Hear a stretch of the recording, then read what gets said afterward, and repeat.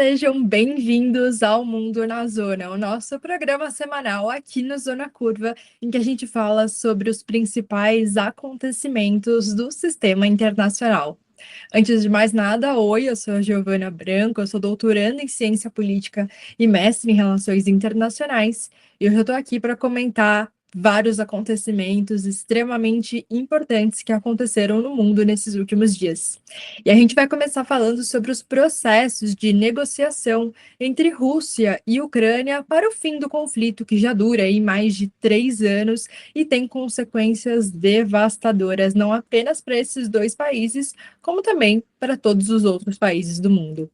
Durante o feriado de Páscoa, o presidente russo Vladimir Putin anunciou que haveria um cessar-fogo de 30 horas na região da Ucrânia, justamente para tentar respeitar ali esse momento religioso e um feriado que é bastante importante tanto para russos quanto ucranianos. Esse anúncio foi bastante abrupto para todo mundo, não havia uma expectativa de que um cessar-fogo pudesse acontecer nesse período, mas de alguma forma parece ser uma demonstração para os Estados Unidos de que os russos estariam sim prontos para iniciar um processo de negociação de paz.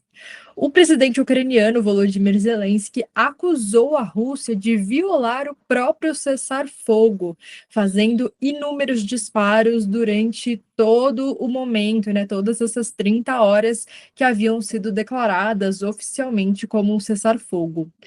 O Trump também comentou que um possível acordo poderia garantir o domínio russo sobre alguns territórios que foram conquistados durante esse período de guerra, e também sobre a possível neutralidade ucraniana em relação à OTAN, mostrando que possivelmente, se esse processo de negociação de fato for desenrolado, se a gente começar a ver mais reuniões acontecendo, os Estados Unidos estão propondo uma negociação que é muito favorável aos interesses da Rússia, é muito alinhada com tudo aquilo que Moscou defendeu e demandou durante todo esse período de conflito. Atualmente, a Rússia tem domínio sobre praticamente 20% do território ucraniano, o que é uma quantia extremamente expressiva de dominação territorial, e a neutralidade ucraniana em relação à OTAN, de alguma forma, é uma garantia de segurança para a Rússia, já que a OTAN, a Organização do Tratado do Atlântico Norte, não poderia ter, por exemplo, bases militares no território ucraniano. Gostando do vídeo? Então se inscreve no canal, ativa o sininho e se puder ajuda a gente fazendo o Pix, tá aqui na tela. Pode ser 2, 4, 10, 17 milhões, quanto você puder. Obrigada! O que poderia, sim, ser encarado como uma fonte de grande insegurança e instabilidade ali regional, sobretudo em relação aos russos. Então, essa demanda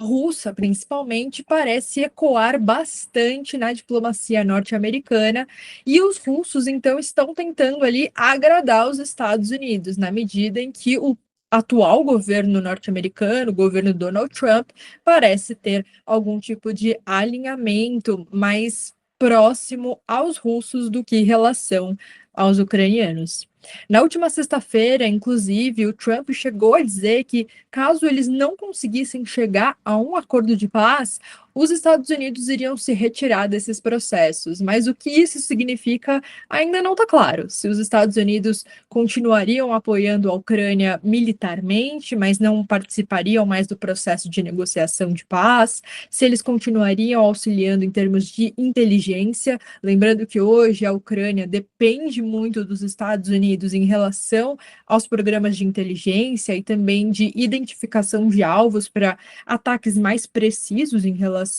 ao território russo, que vem sendo um alvo bastante importante nesses últimos meses de conflito, ou se seria uma retirada total, completa, dos Estados Unidos de tudo aquilo que envolve o auxílio à Ucrânia. Então, a gente não sabe exatamente se esse apoio acabaria ou não a partir desse comentário e, de alguma forma, dessa ameaça também que o Trump fez na última sexta-feira.